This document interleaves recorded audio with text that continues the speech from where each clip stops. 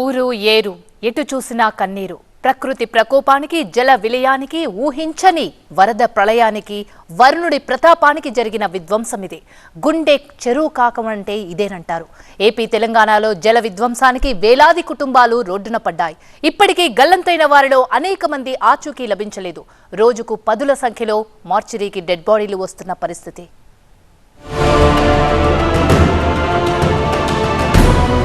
నిన్నటిదాకా కనిపించిన గూడు ఇప్పుడు ఏటిలో కొట్టుకుపోతే, నిన్నటిదాకా నవ్వుతూ కనిపించిన బిడ్డడు వరద ఊపిరి తీసేస్తే కనిపిస్తోన్న విషాదమిది.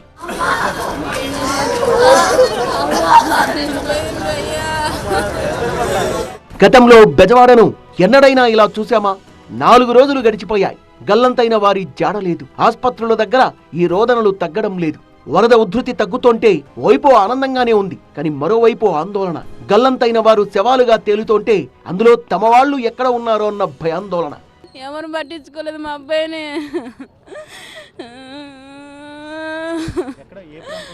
ఏ దగ్గర అంటే పాకాపురం భవాని బార్ దగ్గర అక్కడ జరిగింది. నిన్న ఆదివారం 10:30కు వచ్చిండు.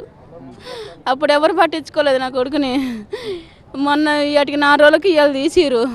మా అన్నయ్య కొడుకు, మా అన్నయ్య చనిపోయాడు. 10 సంవత్సరాల పైన అయింది. ఆ కుటుంబానికి పెద్దోడు మా అన్నయ్య కొడుకు.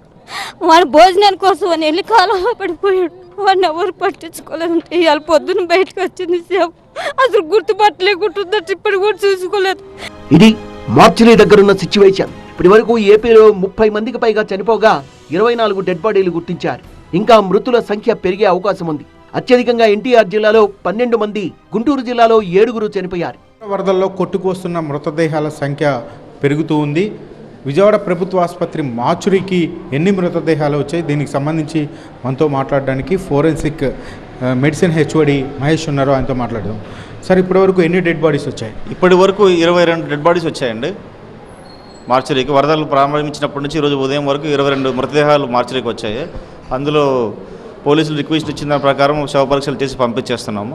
రోజున సగటున 10-15 మామూలుగా అన్నీ ఉంటాయండి. దాంట్లో ఈ మృతదేహాలు ఈ వరద ప్రభావిత ప్రాంతాల నుంచి వచ్చేవి కాకుండా వేరేవి కూడా ఉంటాయి. 10-15 అలా వచ్చి వెళ్తుంటాయి. ఈ ఇంకా ఎక్కువ వచ్చే అవకాశాలు ఉంటాయేమో అని ముందు జాగ్రత్త చర్యగా సూపరింటెండెంట్ గారు కావాల్సిన చర్యలన్నీ తీసుకున్నారు. ఎక్స్ట్రా ఫ్రీజర్ బాక్స్ తెప్పించడం కానీ, ఇంకా కావాల్సిన మ్యాన్ ఫోర్స్ అంతా పెంచడం కానీ అన్నీ చేశారు సూపరింటెండెంట్ గారు. అంటే మీకు కావాల్సినటువంటి బాక్సులు కానీ అన్నీ సిద్ధంగా ఉన్నాయి. ఇప్పటికే అసలు బాక్సులు మార్చురీలో బాక్సులు సరిపోవట్లేదు, ఈ డెడ్ బాడీస్ ఎక్కువ వస్తున్నాయని చెప్పని కూడా ఆందోళన చేస్తున్నటువంటి పరిస్థితులు కనబడుతున్నాయి. అసలు ఏంటి పరిస్థితి? అలాంటిది ఏం లేదండి. మార్చురీలో సఫిషియెంట్గా కావాల్సిన కోపప్ కావడానికి కావాల్సిన మృతదేహాలకు సరిపడని బాక్సులు ఉన్నాయి. బయట నుంచి కూడా రెండుకి తెప్పించి పెట్టారు సార్ సూపరింటెండెంట్ గారు. రెండుకి బయట నుంచి తెప్పించి పెట్టారు. సఫిషియెంట్గా కావాల్సిన ఉన్నాయి. మ్యాన్ ఫోర్స్ కూడా యాడ్ చేశారు. అంటే వచ్చినటువంటి డెడ్ బాడీస్కి పిఎం చేయడానికి ఎంత సమయం పడుతుంది, వాళ్ళ బంధువులకి అప్పచెప్పడం కావచ్చు, ఇదంతా కూడా ఎంత టైం ప్రాసెస్ అవుతుంది? ఇప్పటి వరకు ఎన్ని బాడీస్ని వాళ్ళ కుటుంబ సభ్యులకు అప్పగించారు? బాడీస్ వచ్చిన తర్వాత పోస్ట్ మార్టం టైం అనేది పోలీసు వాళ్ళు పంచనామాన్ని చేసుకొని, వాళ్ళు అన్ని చూసుకొని, వాళ్ళ ఫార్మాలిటీస్ అన్ని చూసుకొని మనకి రిక్వెస్ట్ ఇచ్చిన తర్వాత 1 నుంచి 2 గంటల మధ్యలో వాళ్ళకి మనం బాడీస్ని హ్యాండ్ ఓవర్ చేసేస్తున్నామండి. ఎవరైతే మృతి చెందారో వారికి సంబంధించినటువంటి డెడ్ బాడీస్ని వెంటనే పిఎం చేసి వాళ్ళ బంధువులకు కూడా అప్పచెప్పే విధంగా ప్రభుత్వం అన్ని చర్యలు తీసుకుంటుందని చెప్పని వైద్యులు చెప్తూ ఉన్నారు. బాధిత కుటుంబాలు గతంలో లంక గ్రామాల్లో నివసించేవి. తరచూ వరదలకు లంక గ్రామాలు నీట మునిగిపోయేవి. రిటైనింగ్ వాల్ నిర్మించే సమయంలో వీళ్లంతా సింగ్నగర్కు వచ్చి నివాసం ఉంటున్నారు. సింగ్నగర్ ఇప్పుడు పూర్తిగా మునిగిపోయింది. లంక గ్రామం నుంచి వచ్చిన కుటుంబాల్లో కొంతమంది మృత్యువాత పడ్డారు కూడా. రిటైనింగ్ వాల్ నిర్మించినా తమ ప్రాణాలకు రక్షణ లేకుండా పోయిందని బాధితులు ఆవేదన వ్యక్తం చేస్తున్నారు. నాకు ఇద్దరు అబ్బాయిలు మా ఆయన చచ్చిపోయిండు. వాడే కష్టం ఆటోదలు పెడతాడు. వాడికి పెళ్ళలేదు 2 సంవత్సరాలు.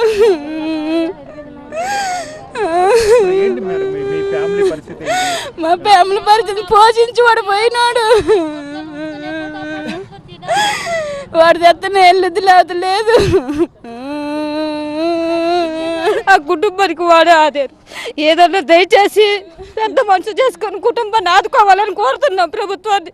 మరోవైపు మార్చురీ దగ్గర బాధితులు తీవ్ర ఆందోళన వ్యక్తం చేస్తున్నారు. కనీసం తమ వాళ్ళు చనిపోయారన్న సమాచారం కూడా సరిగా తమకు అందించడం లేదని 4 రోజుల తర్వాత ఇప్పుడు సమాచారం అందించారంటూ వాపోతున్నారు. సహాయక చర్యల్లో అధికారులు తీవ్రంగా విఫలమయ్యారని ఆగ్రహం వ్యక్తం చేస్తున్నారు. 40 ఆవులు గేదెలు కట్టేసి ఉంటాయి. ఎప్పటికి వెళ్ళాడు మా బామ్మర్ది. ఆ ఇప్పే క్రమంలో వాటర్ ఫ్లోటింగ్ వెళ్ళి షెడ్ మీద కూర్చున్నారు. షెడ్ మీద కూర్చొని ఈ రోజు పొద్దున 8 గంటలన్నరకి ఎక్కిన షెడ్ మీదకి ఎక్కిన వ్యక్తులు మరుసటి రోజు పొద్దున్న వరకు షెడ్డు మీదే ఒంటికాల మీద ఉన్నారండి. సహాయక చర్యల్లో చాలా లోపాలు జరిగినాయి. ఏదేమైనా భారీ నష్టం జరిగింది. విజయవాడలో ఇంతవరకు మాకు తెలిసినంతవరకు ఇంత ఫ్లడ్ ఎప్పుడూ రాలేదు, ఇంత ఘోరం ఎప్పుడూ జరగలేదు. చాలామంది అనాథలైపోయి తిండి లేక, తిప్పలు లేక, వాటర్ లేక చనిపోయిన వాళ్ళు కూడా ఉన్నారు. అవి ఈ రోజు నుంచి స్టార్ట్ అయినాయి. విజయవాడ సింగ్ నగర్ ఇప్పుడిప్పుడే కోలుకుంటున్నా ఇంకా షాక్ నుంచి మాత్రం కోలుకోలేకపోతోంది. వరద తగ్గినప్పటికీ కరెంటు లేకపోవడంతో ఇళ్లను ఖాళీ చేసి వెళ్లిపోతున్నారు. ఇప్పటికే సర్వస్వం కోల్పోయిన సింగ్ నగర్ వాసులు ఇంట్లో ఉన్న సామాగ్రి కూడా వరద ప్రవాహానికి కొట్టుకుపోవడంతో మిగిలిన తట్ట బుట్టలు బకెట్లతో సురక్షిత ప్రాంతాలకు వెళ్తున్నారు. తాగునీటి కోసమైతే వరద బాధితులు పడుతున్న ఆవేదన వర్ణనాతీతం. మరో వారం రోజుల పాటు అయినా తాగునీరు ట్యాంకుల ద్వారా సరఫరా చేయాలని వరద బాధితులు కోరుతున్నారు. గత ఆదివారం నుంచి వరద బాధితుల్ని, ఇళ్లలో ఇరుక్కుపోయిన వృద్ధులు, వికలాంగులు, గర్భిణీ స్త్రీలని సురక్షిత ప్రాంతాలకు తరలిస్తున్నారు ఎన్డీఆర్ఎఫ్, ఎస్డీఆర్ఎఫ్ సిబ్బంది. వరద ప్రవాహం తగ్గినప్పటికీ ఇంకా ఇళ్లలో ఉండిపోయిన వృద్ధుల్ని, బాలింతల్ని, మహిళల్ని బోట్ల సాయంతో రోడ్ల మీదకు తీసుకొస్తున్నారు. విజయవాడ సింగ్ నగర్ తో పాటు అనేక ప్రాంతాల్లో రెస్క్యూ ఆపరేషన్ లో కీలక పాత్ర పోషించిన ఎన్డీఆర్ఎఫ్, ఎస్డీఆర్ఎఫ్ సిబ్బంది కంటి మీద రెప్ప వేయకుండా పనిచేశారు. వారితో పాటే టీవీ9 బృందం కూడా ఇళ్లలో ఇరుక్కుపోయిన పలువురిని రక్షించే ప్రయత్నం చేసింది. గత 4 రోజులుగా నిద్రాహారాలు లేక వరద నీటిలోనే కాలం వెళ్లదీస్తున్న సింగ్ నగర్ చుట్టుపక్కల వాళ్లంతా ఆహారం కోసం ఎదురుచూపులు చూస్తున్నారు. ఇప్పటికే పలు స్వచ్ఛంద సంస్థలు ముందుకొచ్చి పదుల సంఖ్యలో వాహనాల్లో వాటర్ బాటిళ్లు, మజ్జిగ ప్యాకెట్లు, పాలతో పాటు భోజనాన్ని పెద్ద ఎత్తున పంపిణీ చేస్తున్నారు. ఉదయం అల్పాహారం కోసం మజ్జిగ, పాల ప్యాకెట్ల కోసం సింగ్ నగర్ లో చేతులు జోడించి అర్థిస్తున్న దృశ్యాలు అందరినీ కలిచివేశాయి. ఖమ్మంలో కూడా ఇదే పరిస్థితి కనిపిస్తోంది. ఇప్పటి వరకు తెలంగాణలో వరదల వల్ల మొత్తం 19 మంది చనిపోయినట్టుగా తెలుస్తోంది. నీటిలో మగ్గుతూ, నీళ్లలో నానిపోతూ, నీళ్లలో తడుస్తూ ఆహార పొట్లాల కోసం వాహనాల దగ్గరున్న వరద బాధితుల బాధ అయితే వర్ణనాతీతం. ఖమ్మం జిల్లాలో వరద తగ్గినా అంతా బురద, చెత్త చెదారంతో నిండిపోయింది. వైపు వరద బాధితుల కన్నీళ్లు, మరోవైపు సహాయక చర్యలు, ఇంకోవైపు నేతల పరామర్శలు. ఖమ్మంలో ఎటు చూసినా ఇవే దృశ్యాలు. వరద తగ్గుముఖం పట్టడంతో బాధితులు మెల్లగా ఇళ్లకు చేరుకుంటుండగా వరదతో ఆయా ప్రాంతాల్లో పేరుకుపోయిన వ్యర్థాల్ని తొలగించే పనిలో ఖమ్మం మున్సిపల్ కార్పొరేషన్ సిబ్బంది నిమగ్నమయ్యారు. మంత్రులు తుమ్మల, పొంగులేటి వరద ప్రాంతాల్లో పర్యటించి బాధితులకు ధైర్యం చెప్తున్నారు. ఖమ్మం నగరంలో మున్నేరు పొంగి ప్రవహించడంతో రామన్నపేట కాలనీ, దానవాయిగూడెం, కరుణగిరి, రాజీవ్ గృహకల్ప, వెంకటేశ్వర్ నగర్, బొక్కలగడ్డ, మంచికంటి నగర్, మోతీనగర్, గాంధీనగర్, ప్రకాష్ నగర్ ప్రాంతాలు పూర్తిగా మునిగిపోయాయి. వరద తగ్గుముఖం పట్టిన తర్వాత తమ ఇళ్లకు చేరుకున్న జనం బోరుమంటోన్న పరిస్థితి.